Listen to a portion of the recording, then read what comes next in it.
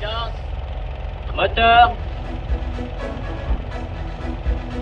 Thelma et Louise est un film policier américain réalisé par Ridley Scott, sorti en salle en 1991.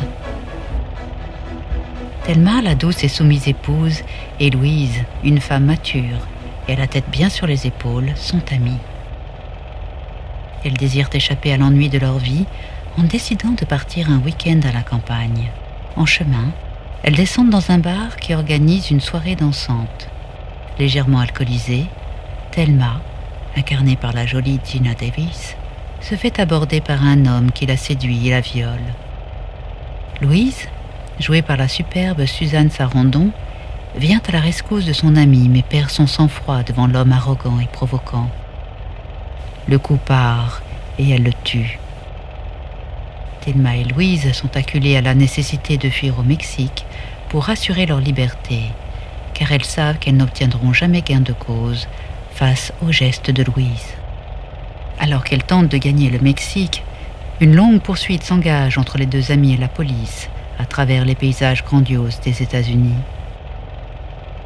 Ce road movie, à bord de la belle Thunderbird 1966, les transforme peu à peu en femmes courageuses et heureuses de reprendre le pouvoir sur leur vie. En dépit des embûches et des traquenards tendus par des hommes sans intelligence ou sans scrupules, chacune se dépossède de son passé et découvre une nouvelle vérité sur elle-même. Louise, après avoir observé une vieille femme malheureuse en compagnie de son mari taciturne, jette un emblème de la séduction féminine, signe de son enfermement d'autrefois. Elle récupère le chapeau d'un vieillard qu'elle obtient en donnant sa montre et ses bijoux.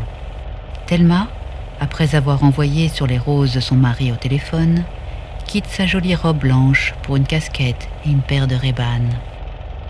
Elle exhibe avec un certain panache ses trophées obtenus grâce aux punitions saignantes infligées aux camionneurs pervers et aux policiers machos. Cette nouvelle émancipation mène les deux complices vers la voie d'une liberté fugace qu'elles paieront au prix fort. En effet, la traque dont elles font l'objet par les policiers du FBI ne leur laisse aucune chance, les entraînant dans un engrenage fatal.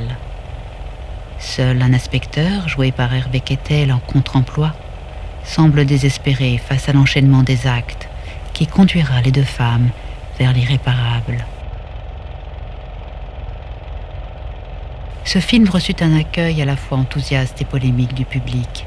Jugé dangereux et misandre par les uns, cathartique et emblème de la parole féministe pour les autres, le scénario, écrit par une femme, Callie Khouri, ne convainquit personne au départ. Ridley Scott, initialement producteur associé du film, devint le réalisateur par défaut, mais associa étroitement Callie Khouri à la réalisation.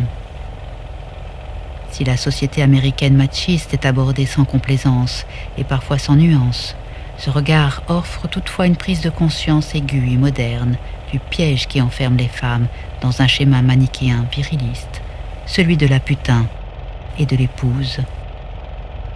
Si le hasard les confronte en chemin à la violence d'hommes frustes qui ne voient en elles que des objets sexuels et dociles, ces deux femmes deviennent logiquement des sujets hors la loi, persuadées qu'elles ne seront jamais défendues dans leur intégrité sexuelle que par elles-mêmes. Prise de conscience moderne parce que pour la première fois dans l'histoire du cinéma, deux femmes s'allient pour affronter leur destin de paria. Thelma choisit de ne pas abandonner Louise dans sa fuite.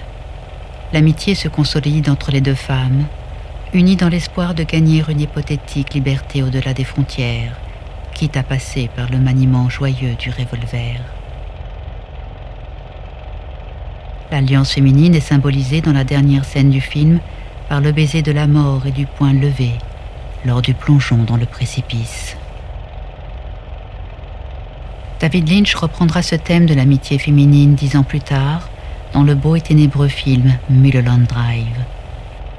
À travers le jeu érotisé et complice de deux femmes devenues fortes et indépendantes, le réalisateur dénoncera la violence du système hollywoodien, exercée sur elle en tant qu'actrice. Comme Ridley Scott, David Lynch déploie dans son film une vision pessimiste.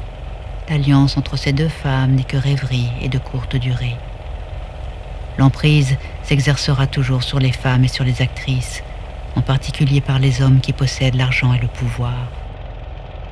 Vision on ne peut plus réaliste et qui amorcera quelques années plus tard les vagues du mouvement MeToo, avec la prise de parole des femmes sur les violences sexuelles et sexistes, particulièrement dans les milieux du cinéma et du showbiz.